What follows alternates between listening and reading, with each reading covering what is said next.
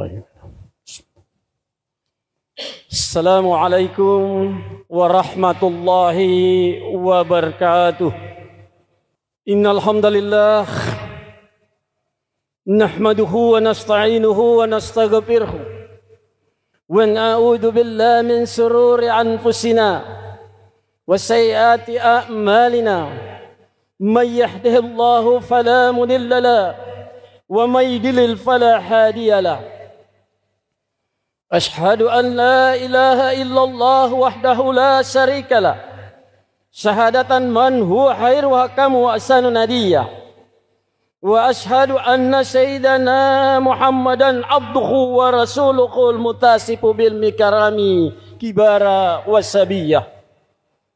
اللهم صل وسلم على سيدنا محمد كان صديق وعده وكان رسول نبيا وعلى آله وأصحابه الذين يحسنون إسلامهم ولم يفعلوا سيئا فريا. أما بعد فيا أيها المحاضرون رحمكم الله أوصي ونفسي جميعا وإياكم بتقوى الله فقد فاز المتقون. قال الله تعالى في كتاب العلي الكريم يا أيها الذين آمنوا اتقوا الله حق تقاته ولا تموتن إلا وأنتم مسلمون. وقال ولا تقتلوا النفس التي حرم الله إلا بالحق. وقال الرسول صلى الله عليه وسلم من قتل مؤمنا متعمدا فحجه جهنم خالدا فيها. رواه البخاري ومسلم. Sadaqallahul azim wa sadaqa Rasul sallallahu alaihi wasallam fi kitabil hadis. Ma'asyiral muslimin wa jumratan salihin rahimakumullah. Bersyukur kepada Allah Subhanahu wa taala. Allah Azza wa Jalla yang telah menciptakan seluruh alam ini dan Allah Azza wa Jalla yang telah menciptakan seluruh tumbuh-tumbuhan dan seluruh makhluknya pun menciptakan manusia khususnya yang beriman dan bertakwa. Di hari ini kita berjumpa di tempat ini untuk melaksanakan kewajiban kita. Salawat serta salam mari henti-hentinya kita kirimkan keharibaan kita Nabiullah Muhammad sallallahu alaihi wasallam serta keluarga beliau, sahabat-sahabat beliau, tabi'in hingga insyaallah sampai kepada umatnya di akhir zaman ini. Hadirin jamaah Jumat yang dimuliakan oleh Allah Subhanahu wa taala. Sepatah kata yang terindah keluar dari lisan seorang muslim, khususnya Al-Fakir hari ini sebagai khatib, untuk menyampaikan dan mengingatkan kembali bahwa marilah kita selalu meningkatkan ketakwaan kita kepada Allah Subhanahu wa taala.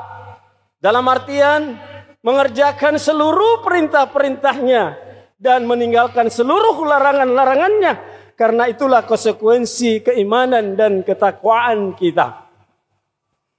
Hadirin jamaah Jumat yang dimuliakan oleh Allah Subhanahu wa taala. Di siang hari ini tentunya berkaitan dengan salah satu ayat yang telah kami bacakan tadi di Quran surah Al-Isra ayat 33 dan dalam salah satu riwayat hadis yang diriwayatkan Bukhari dan Muslim yang menyampaikan bahwa janganlah kalian membunuh jiwa manusia yang telah Allah haramkan untuk dibunuh kecuali dengan alasan yang benar. Tentunya selaras dengan ayat ini, Al-Fakir ingin menyampaikan judul khutbah di waktu yang singkat ini, wajib memelihara jiwa manusia. Hadirin jamaah Jumat yang dimuliakan oleh Allah Subhanahu wa taala. Nyawa adalah anugerah yang paling berharga, yang tidak bernilai harganya. Menjaga kehidupan setiap individu adalah kewajiban bersama, baik oleh masyarakat maupun negara. Namun kenyataan di negeri kita tercinta ini menunjukkan bahwa penghormatan terhadap nyawa manusia semakin tergerus. Tergantikan oleh maraknya kekerasan dan konflik yang berujung pada tragedi kehilangan nyawa. Dalam 4 tahun berakhir ini, lebih dari 3.000 orang tewas dibunuh menurut fakta data rilis dari Polri. Motif pembunuhan beragam, mulai dari perampokan hingga konflik asmara dengan mayoritas korban adalah laki-laki. Ironisnya beberapa kasus melibatkan oknum aparat keamanan yang justru seharusnya melindungi masyarakat. Salah satu yang mengejutkan adalah insiden di Bogor baru-baru ini, di mana seorang oknum anggota polisi yang membunuh ibu kandungnya sendiri. Sebelumnya pun ada anak yang membunuh ayah dan neneknya. Hadirin jamaah Jumat yang dimuliakan oleh Allah Subhanahu wa taala. Kasus serupa kiat meningkat dengan 600 penembakan oleh aparat dilaporkan setiap tahun. Namun 80% diantaranya tak jelas kelanjutannya. Fakta ini mencerminkan lemahnya penegakan hukum serta krisis nilai sosial yang mengarah pada penyelesaian konflik melalui kekerasan. Hadirin jamaah Jumat yang dimuliakan oleh Allah Subhanahu wa taala. Oleh karena itu Al-Fakir hari ini yakin, hakul yakin di dalam masjid ini pasti kaum muslimin semua. Bagaimana pendekatan kekerasan fakta hari ini diakibatkan dengan sistem hari ini. Lalu bagaimana dengan pendekatan dengan Islam? Dalam pandangan Islam, memandang nyawa manusia sebagai suatu sangat berharga. Allah Subhanahu wa taala melarang keras pembunuhan tanpa alasan yang dibenarkan. Sehingga firman Allah Subhanahu wa taala menyampaikan kepada kita, "Wala taqtulun nafsal lati haramallahu illa bil haqq." Janganlah kalian membunuh jiwa manusia yang telah Allah haramkan untuk dibunuh kecuali dengan alasan yang benar. Quran surah Al-Isra ayat ke-33. Bahkan pembunuhan satu jiwa tanpa hak disamakan dengan membunuh seluruh manusia. Di Quran surah Al-Maidah ayat 32. Rasul sallallahu alaihi wasallam pun menyampaikan melarang segala bentuk tindakan yang membahayakan jiwa, bahkan sekedar menakut-nakuti sesama muslim tentunya dilarang oleh Rasul sallallahu alaihi wasallam. Hadis yang diriwayatkan Abu Daud Ahmad. Dalam Islam, pembunuhan adalah dosa besar yang balasannya sangat berat. Rasul sallallahu alaihi wasallam bersabda, hilangnya dunia lebih ringan di sisi Allah dibandingkan dengan terbunuhnya seorang muslim. Hadis riwayat An-Nasai, At-Tirmidzi dan Ahmad. Pelaku pembunuhan sengaja diancam dengan azab yang pedih di neraka jahanam. Lanjut, di hadis yang lain Rasul sallallahu alaihi wasallam yang diriwayatkan oleh Bukhari dan Muslim menyampaikan bahwa siapa saja yang membunuh seorang mukmin dengan sengaja, maka balasannya adalah neraka jahanam. Dia kekal di dalamnya. Hadirin jamaah Jumat yang dimuliakan oleh Allah Subhanahu wa taala. Islam menetapkan hukum tegas berupa qisas, balasan setimpal bagi pelaku pembunuhan disengaja. Allah Subhanahu wa taala berfirman, telah diwajibkan atas kalian hukum qisas yang berkenaan dengan orang-orang yang dibunuh. Kita bisa buka di Quran surah Al-Baqarah ayat 178. Hukum ini bertujuan untuk menjaga kehidupan sebagaimana ditegaskan dalam ayat berikut ini.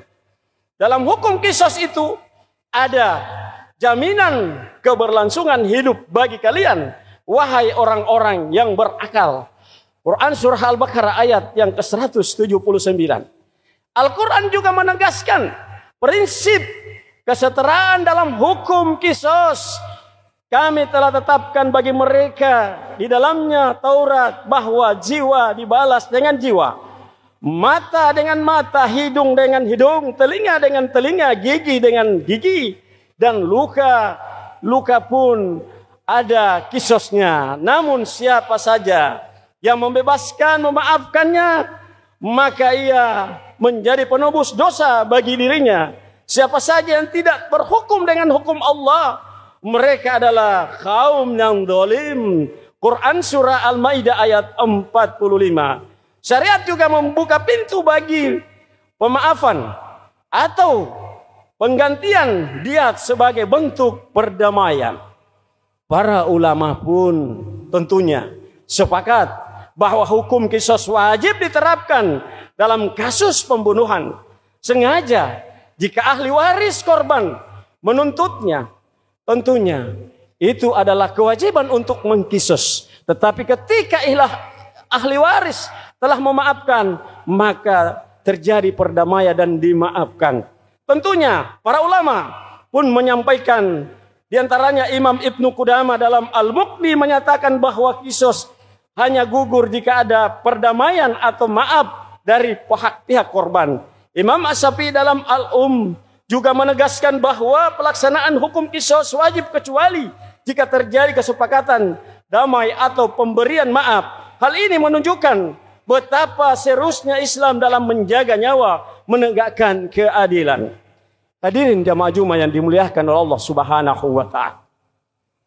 Islam menegaskan bahwa negara dan aparat keamanan bertanggung jawab melindungi masyarakat, menjaga hak-hak mereka dan memastikan keamanan. Allah Subhanahu wa taala berfirman yang artinya, tolong menolonglah kalian dalam mengerjakan kebajikan dan ketakwaan. Jangan tolong menolong dalam berbuat dosa dan pelanggaran. Quran surah Al-Maidah ayat kedua. Rasul sallallahu alaihi wasallam pun juga bersabda, seorang pemimpin adalah pengurus rakyat dan bertanggung jawab atas mereka. Hadis riwayat Al-Bukhari dan Muslim. Para ulama seperti Imam Al-Mawardi, Imam An-Nawawi, dan Ibnu Khaldun menegaskan pentingnya fungsi negara dalam menjaga keamanan, ketentraman rakyat sebagai bagian dari prinsip pemerintahan yang adil dan bertanggung jawab. Hadirin jamaah Jumat yang dimuliakan oleh Allah Subhanahu wa taala.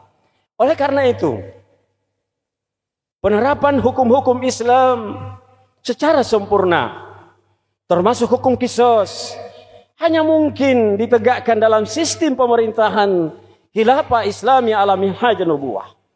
Dalam naungan khilafah syariah Islam, nyawa terjaga. Setiap warga tentunya terjaga nyawanya dan tidak melihat siapapun dia.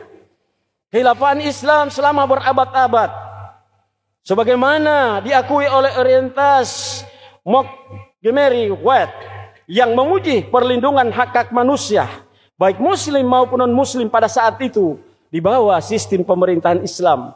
Itulah keindahan Islam. Hadirin jamaah Jumat yang dimuliakan oleh Allah Subhanahu wa taala. Yang terakhir, Al-Fakir ingin mengingatkan bahwa ketika hukum Islam ditegakkan dalam kehidupan kita, ada dua perspektif yang positif di dalamnya. Yang pertama, di sana ada zawazir.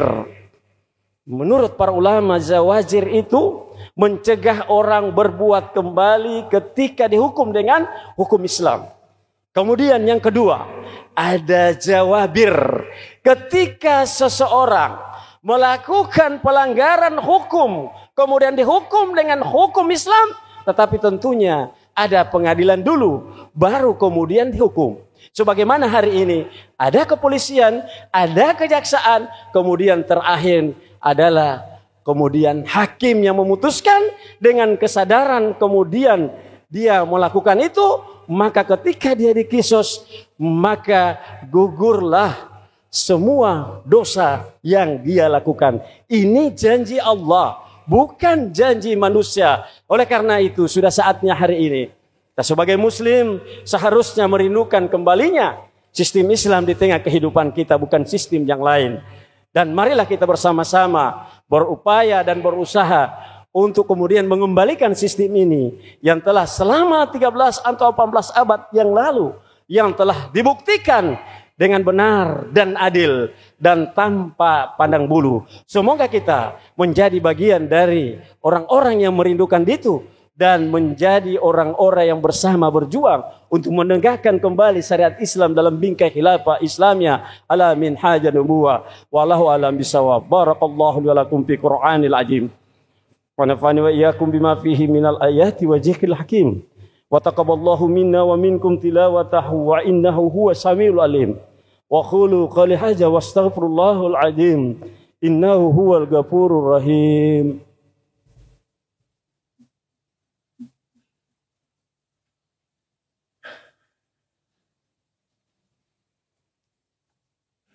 Alhamdulillah ala ihsanihi wa syukurlahu ala ta'atina bihi. Wa ashhadu an la ilaha illallah wahdahu la syarikalah. Wa ashhadu anna sayyidina Muhammadan abduhu wa rasuluhu da ila ridwanihi. Allahumma salli ala sayyidina Muhammadin wa ala alihi wa sahbihi wa sallim tasliman katsiran amma ba'du. Fa ya ayuhan nas ittaqu la fi ma amara wa antahu ammanha wa alamu anna Allah amarukum bi amri ba'da fihi wa nafsi bis wa sanabi malaikati bi qudusi wa qala ta'ala inna Allah wa malaikatahu yusalluna 'alan nabi ya ayyuhalladzina amanu sallu 'alaihi wa sallimu taslima. Allahumma salli ala sayyidina Muhammad wa ala ika wa rusulika wa malaikatika muqarrabin wa arda Allahumma anni khulafa'ur rasyidin Abi Bakr wa Umar wa Utsman wa ali wa baqiyati wa sahabati wa tabi'in Allahumma bi ihsani ila yaumidin wa arda anna ma'hum bi rahmatika ya arhamar rahimin. Allahumma ghafir lil mu'minina wal mu'minat wal muslimina wal muslimat al ahya'i minhum wal amwat. Allahumma izzil islam wal muslimin wa izzil sirqa wal musyrikin wansur ibadaka wa hadiyata wansur man nasharad din. Allahumma dafa'ana al bala wa zidil mihana wa su'al fitnati mihana wa man jahara minha wa batana al buldati Indonesia hasatan wa sairil muslimina amatan ya rabbal alamin. Rabbana zalamna anfusana wa lam taghfir lana wa tarhamna lanakunanna minal khasirin. Rabbana atina fid dunya hasanah wa fil akhirati hasanah wa qina adzaban nar. Ibadallah, innallaha ya'muruna bil adli wal ihsan wa ita'i qurba wa yanhani fasai wal munkar wal bagh ya'izukum la'allakum tadhakkarun wazkurullahal azim yazkurukum wasuru min fadlihi tikum waskurullaha ala ni'matihi yaskurukum waskurullahul akbar. Aqimissalam.